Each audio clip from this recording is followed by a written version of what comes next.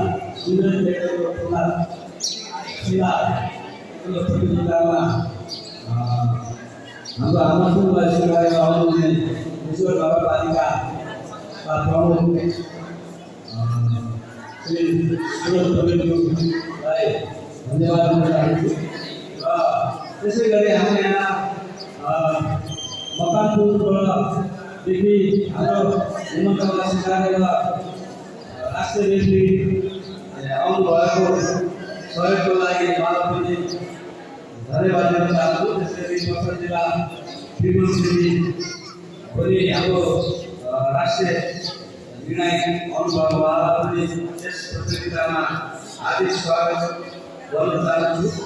त्यसै गरी हामीलाई बागवानी कार्यक्रममा प्रतियोगितालाई सहयोग गर्ने हुने सम्पूर्ण खेलाडी प्रधान प्रमुख लगायत हाम्रा प्रतियोगिताकी योजना र हाम्रो सम्पूर्ण बागवानी जिल्लाभरिका प्रधान प्रमुखहरूलाई हाम्रो यस आमन्त्रणलाई स्वीकारेर यहाँ यस गेमलाई भव्य सफलतामा आइदिनु भएकोमा सम्पूर्णलाई मेरो हार्दिक स्वागत गर्न चाहन्छु। त्यसै गरी यस गेम हाम्रो गेम अब सुरुमै अब सुरु हुन्छ। यहाँ हाम्रो प्रमुख अतिथि आइसक्नु भएको छ। यहाँ सम्पूर्ण टिम कोचहरूले हाम्रो नानीहरूलाई अनुशासनसँग राख्नु होला र यसो आफ्नो भन्नु होला। हाम्रो यो गेम आज दिनभरि चलेर हाम्रो 5 बजेसम्मको कार्यक्रम राखेको छ र सबै अनुशासित भएर पनि होला। आफ्नो नेतृत्व कोचले पनि आफ्नो खेलाडीलाई अनुशासित राखेर उहाँलाई अनुशासनमा राखेर र उहाँलाई गाउनु नछुटोस् पहिला आमाले सुनेर जानु होला है। त्यति भन्दै सम्पूर्ण यहाँ आउने अतिथि प्रतिनिधिहरू र सम्पूर्ण खेलाडीहरूलाई यस प्रतियोगितामा हार्दिक स्वागत गर्दै बिदा हुनु।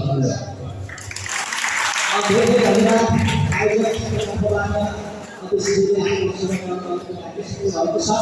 अब भने हामी कार्यक्रम उद्घाटन गरिरहेका छौँ। 20 वर्षबाट कार्यक्रम उद्घाटन गर्ने योजना अनुसार 20 वर्षको लागि आफ्ना कार्यक्रमका प्रमुख अतिथि व्यवसायमा हात गर्नु भएको छ।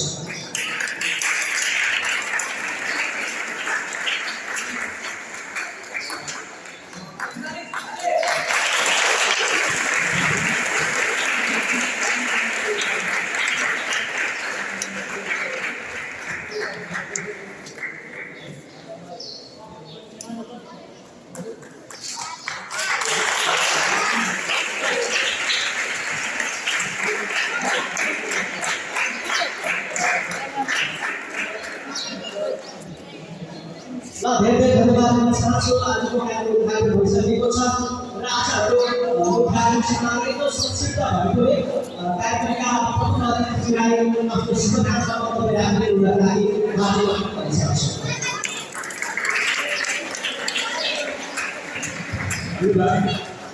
कार्यक्रम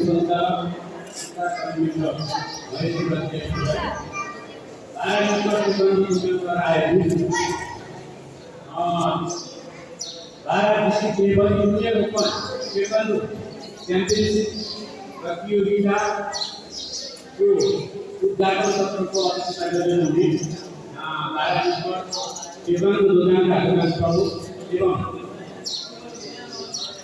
टेबलको संस्थाका अध्यक्ष चित्रमाधव धनुजी यस कार्यक्रममा उपस्थित हुनुहुने सम्पूर्ण वरिष्ठ प्रशिक्षक प्रधान प्रमुखहरू संस्थाका मित्रहरू यो प्रतिस्पर्धामा सहभागी हुनुहुने विभिन्न प्रोग्रामका सम्पूर्ण सहभागी खेलाडी भाइबहिनीहरूमा म निजगढ नगरपालिकाबाट र मेरो व्यक्तिगत तर्फबाट मेरो सबैलाई हार्दिक नमस्कार व्यक्त गर्न चाहन्छु।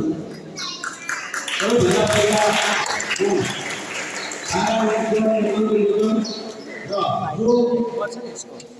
भारत तेक्वान्डो संघ नेपाल तेक्वान्डो संघ बाह्रका अध्यक्ष पनि हुनुहुन्छ।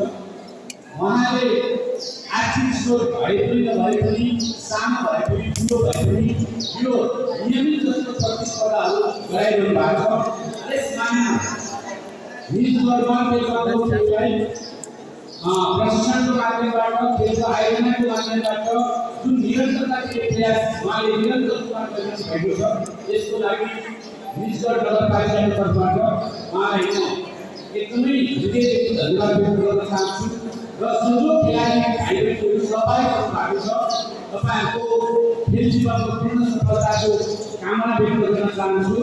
निष्कर्ष नगरपालिकाले पनि खेल क्षेत्रलाई भाइबहिनीहरू अलिकति शान्त बस्नुको लागि अनुरोध गर्छु। निष्कर्ष नगरपालिकाले पनि खेल क्षेत्रलाई अलिक बढी नै महत्त्व दिएर निष्कर्षको खेलकुद विकास गर्ने गठन गरेर यसपालि व्यक्तिगत निर्माणमा पैसा खर्च गर्ने भन्ने हिसाबले विनियोजन सहित गरिरहेका छन्। त्यो खेलकुद समाजको लागि, खेलको आयोजनाको लागि, यो खेलको आयोजना भनेको तपाईँहरूको लागि परीक्षा। जसरी तपाईँले विद्यालयमा 1 वर्ष पढ्नुहुन्छ, 4वटा परीक्षा दिनुहुन्छ, तपाईँले पढेको भनेको तपाईँले अलिकति प्रोग्राममा प्र्याक्टिस गरेको परीक्षा भनेको टाइममा लिने यो 25 घण्टा तपाईँको परीक्षा। एउटा किसानले खेती गरेपछि बाली उठाएपछि हुन्छ उसको परीक्षा हुन्छ। वर्षभरि गरेको खेतीको मलबाट प्राप्त खाद्यान्न जति प्राप्त हुन्छ, जति अन्न प्राप्त हुन्छ, त्यो चाहिँ परीक्षा प्रतिफल। त्यसकारण निजगढ पहिलादेखि नै मार्शल आर्ट त्यसमध्ये पनि टेक्नोलोजीमा निरन्तर सक्रिय रहेको पालिका हो। यो पालिकालाई थप सक्रिय बनाउनको लागि कोही प्रशिक्षक रूपमा, कोही आयोजक रूपमा, कोही टेक्नोलोजी सङ्घको नेतृत्व गरेर र तपाईँहरू खेलाडी भएर, किनभने भोलिको दिनमा यो ठाउँमा तपाईँहरू हुनुहुन्छ। त्यसकारण तपाईँ आज खेलाडी भइरहँदाखेरि भोलिको सङ्घको नेतृत्व गरेर आयोजक बन्ने तपाईँहरू मात्रै कोही हुनुभएको हुनाले गर्दाखेरि तपाईँहरूमा धैर्यताको पनि खाँचो छ, संयमताको पनि खाँचो छ, अनुशासनको पनि खाँचो छ। त्यसकारण जीवनको तपाईँले खेल खेल्दै गर्दाखेरि कयौँले एक क्षेत्रलाई आफ्नो प्रोफेसन बनाएर अगाडि बढ्नु होला। कयौँले यो खेलको माध्यमबाट सरकारी स्फूर्ति बनाएर अन्य क्षेत्रमा जानु होला। जो विभिन्न क्षेत्रमा गए पनि तपाईँको सबैको जीवनको हार्दिक उन्नयनको शुभकामना व्यक्त गर्दछु। अहिले दुबईमा हाम्रो नेपालीहरूको, हिन्दूहरूको महान चाडमा दीपावली आएको छ। यो दीपावलीको अवसरमा पनि तपाईँहरू लगायत तपाईँको टोली परिवार र तपाईँको व्यक्तिगत परिवारहरू सबैको सुस्वास्थ्य दीर्घायुको कामना गर्दै दीपावली एवं छठ पर्वको मङ्गलमय शुभकामना पनि व्यक्त गर्दछु। र भन्दा भन्दै म तपाईँलाई एउटा आग्रह गर्न चाहन्छु। तपाईँ हामीले अलिक भर्खरै नेपालमा आजभन्दा करिब 1 महिना अगाडि एक खालको असन्तुष्ट पक्षहरूले गरेको, विशेष गरी कोही तपाईँको जेएनजीको निर्देशनमा पर्नु होला, कोही जेएन अल्फाको निर्देशनमा पर्नु होला। आफूलाई चित्त नबुझेको विषयलाई लिएर प्रोटेस्ट गर्ने क्रममा राज्यबाट बलप्रयोग गर्ने एउटा मानवीय क्षति हो। त्यसको भोलिपल्ट चाहिँ फेरि त्योभन्दा भयानक मानवीय क्षति पनि त्योभन्दा बढी हो र त्योभन्दा बढी त्यसको धेरै सम्पदाहरू नष्ट हुन्छ। त्यसकारण हामी परिवेशभन्दा पहिला हाम्रो परिचय के हो भन्दाखेरि हाम्रो परिचय सबैभन्दा पहिला मान्छे हो। हामी खेलाडी पछाडि हो, विद्यार्थी पछाडि हो, हाम्रो पार्टी पछाडि हो, धर्म पछाडि हो, सबैभन्दा पहिला हामी मान्छे हो। मान्छे भएको हुनाले गर्दाखेरि सबैभन्दा पहिला मान्छे हुनुको धर्म निभाउनुपर्छ। त्यसपछि हामी नेपालमा जन्मेको हुनाले गर्दाखेरि हामी नेपाली, त्यसपछि नेपाली हुनुको धर्म निभाउनुपर्छ। र त्यसपछि हाम्रो परिवार छ, हाम्रा आफ्ना आस्था होला, हाम्रा आफ्ना धर्म होला, हाम्रा परम्परा होला, नातागोता होला, परिवार होला। त्यसपछिको दायित्व लिएर पनि हुन्छ। त्यस कारणले गर्दाखेरि तपाईँहरू देशको खेलाडी मात्रै हो। मैले अघि पनि भने तपाईँहरू भोलि कोही कर्मचारीको क्षेत्रमा जानु होला, कोही तपाईँहरू राजनीतिको क्षेत्रमा आउनु होला, कोही खेलाडी नै भइरहनु होला, कोही शिक्षक बन्नु होला, कोही किसान बन्नु होला। तर जे पनि सबैभन्दा पहिलो शब्द के हो भनेदेखि मान्छेलाई अनुशासन चाहिन्छ। सबैभन्दा जुनसुकै क्षेत्रमा सफलता प्राप्त गर्नको लागि अनुशासन चाहिन्छ, निरन्तरता चाहिन्छ, धैर्यता चाहिन्छ र लगनशीलता चाहिन्छ। यो 4-5 चिज जसले जिन्दगीभरि मेन्टेन गर्न सक्छ ऊ जुन क्षेत्रमा गए पनि सफल हुन्छ। तर त्यो गर्न सकिएन भनेदेखि सफलता हासिल लाग्दैन। अर्को तपाईँलाई एउटा उदाहरण भनौँ कि नेपालमा क्रिकेटको संस्थागत इतिहासको धेरै वर्ष भएको छ। जब 12-15 वर्ष पहिला पनि भएको छैन, तर गर्दाखेरि निरन्तर गर्दाखेरि उपलब्धि हुन सकिन्छ भन्ने कुरा चाहिँ उपलब्धि हुन सक्छ भन्ने कुरा चाहिँ नेपालले अहिले विश्व क्रिकेट खेलमा नेपालको जुन उपस्थिति छ लगातारको अभिजित यात्रा छ त्यसले के देखाउँछ भन्दाखेरि हामीले अनुशासनका साथ धैर्यताका साथ संयमताका साथ निरन्तर लगनशील भएर लाग्ने हो भनेदेखि जुन सफलता पनि प्राप्त गर्न सकिन्छ भन्ने सन्देश दिएको छ र नेपालमा अहिले जुन खालको परिस्थिति सिर्जना भएको छ हामीले नगरपालिकाको तर्फबाट यस अगाडि बढ्नलाई आफ्नो ठाउँबाट निरन्तर प्रयास गर्छौँ। तपाईहरु आफ्नो ठाउँबाट लगनशील भएर धैर्यवान भएर अनुशासित भएर आफ्नो खेल प्रदर्शन गर्नुहोला, खेलको प्र्याक्टिस गर्नुहोला, निरन्तर नगरपालिकाबाट जे सकिन्छ सहयोग गर्दै आएका छौँ, आगामी दिनमा पनि गर्नेछौँ र एउटा कुरा महत्त्वपूर्ण कुरा के हो भन्दाखेरि हामी मान्छेहरूको लागि गर्दाखेरि हामीसँग विवेक हुनुपर्छ।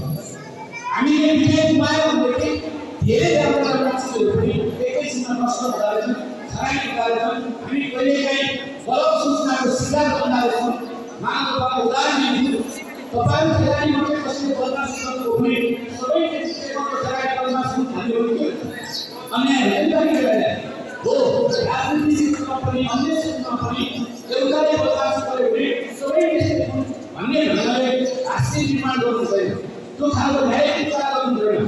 त्यस कारणले गर्दाखेरि तपाईहरु नेपालको हरेक क्षेत्रको भोलिको नेपाल भएको हुनाले गर्दाखेरि तपाईलाई धैर्यताका साथ अनुशासनका साथ लगनशीलताका साथ निरन्तरता दिएर आफ्नो क्षेत्रमा लागे र आजको खेल तपाईहरु कयौं खेलमा बोल्नुहोला, बोल्नुहोला, कयौं सहभागीलाई बोल्नुहोला, कसै पनि हरेस पनि पर्दैन।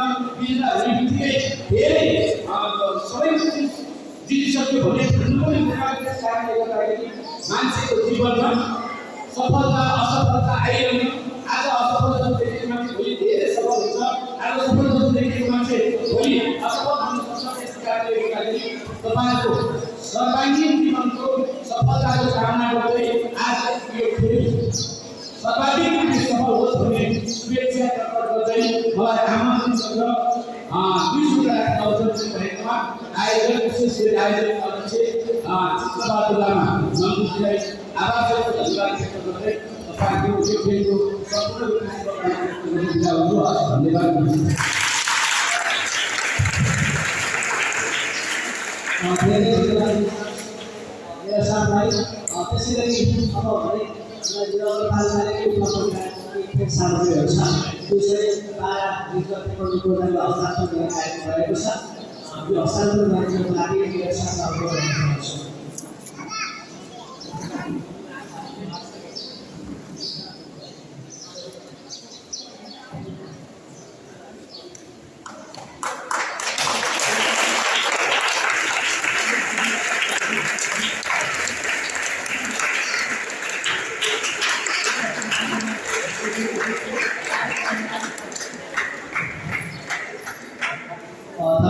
धन्यवाद दिन चाहन्छु। त्यसैगरी अब भने मेरो साथीहरुको विदाई गर्नु पूर्व एक्सपेरिमेन्ट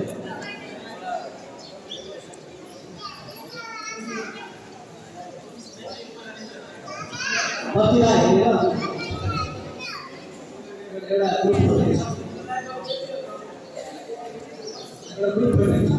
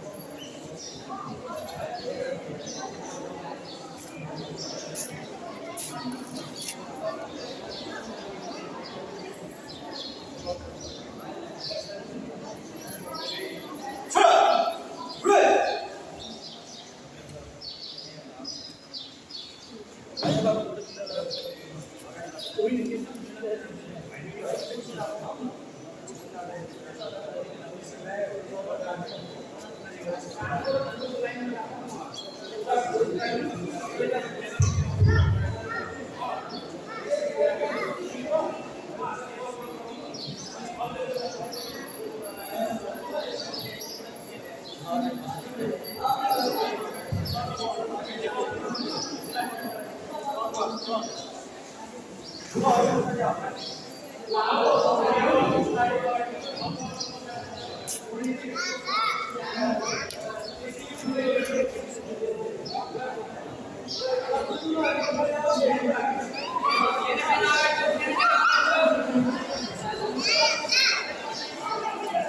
Bisica! Oi!